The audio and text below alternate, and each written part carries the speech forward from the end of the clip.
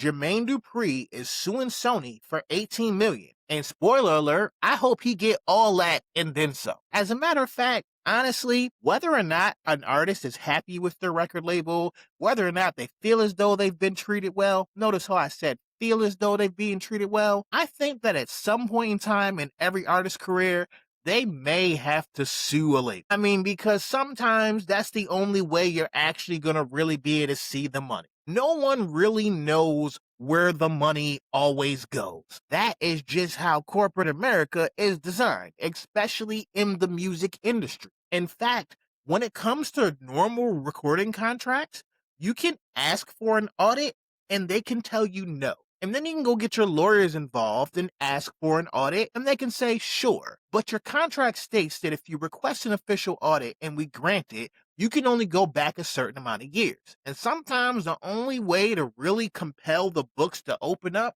is to sue. A lot of times the lawsuit isn't always about what we think it is. It's more or less about getting a peek at the money, because it's all about the money. This situation is quite different. Let's break it down. So Dupri filed a breach of contract suit against Sony. They're saying that he's saying that Sony has been shorting him on royalties for decades. And he wants $18 million plus interest and attorney fees. That plus interest is a number that we can't really calculate right now.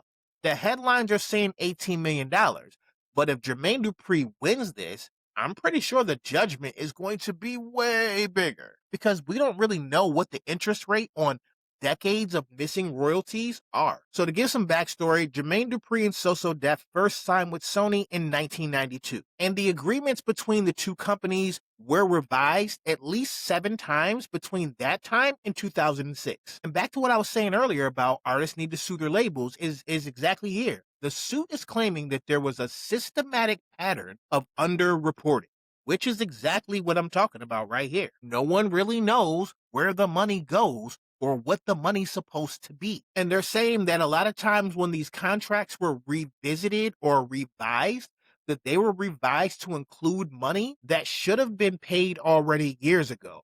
So look at the hustle is what we're saying going on. Jermaine Dupri signed the deal with Sony for So So Def. They have an original deal. A year or two later, they revise that contract.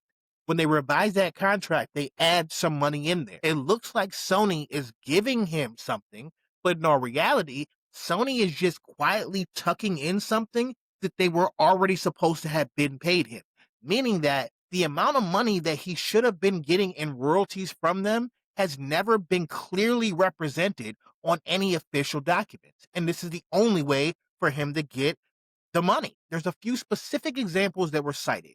One of them involves Xscape. There's allegedly $960,000 in royalties that are still owed to him from their debut album, and $2.2 million allegedly withheld over 2 Kris Kross albums, plus claims tied to Mariah Carey, Bow Wow, Usher, Jaquan, and Bone Crusher. And I mean, for a guy as legendary as Jermaine Dupri to have to go through this, I have to wonder, how many more of these royalty lawsuits do we think are going to be coming in the future? Because I'm pretty sure that, especially based on how this works out, and if JD gets the judgment that I believe that he is deserved to get, this is probably going to set off a chain reaction from a lot of our legacy producers, because there's probably a lot of them out here that have been in similar situations, and these labels need to kick that bread out. I am the culture.